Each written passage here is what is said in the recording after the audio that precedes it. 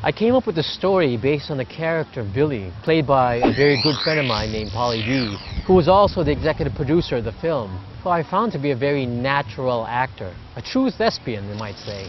We were up at his mountain house one weekend with a group of friends, and Paul would always put on this hillbilly character to make all of us laugh, and he would do it with such truthfulness that I said, hey, we should make a movie out of that character. Paul has been playing this character for about 20 years, so one day he finally decides to make the movie, but to do it with very little money, which was a challenge. I first had to think of all the things he owned so I can put it into the story so I did not have to pay for locations or any vehicles. Paul owned the airplane, mountain house, and limo. That was one way that I was able to save a lot of money and add production value to the film. The other challenge was getting name actors in the film, because without name actors and a low budget, it would be very hard to sell the movie. I'm one of those directors that look at the business side of things first. I look at the size of the budget and what type of movie to make in order to fit that budget that will have a high chance in making a profit, because it's so difficult to really make a movie and making profit out of it. Since I am a director and a producer, I have to balance the creative side and the financial side of the process. I truly believe it is much harder to make a low-budget movie than a studio movie. You know, with a studio movie, you hire the best people on your team and you make the movie. When you're doing a low-budget movie, you have to ask for favors, you have to deal with non-professionals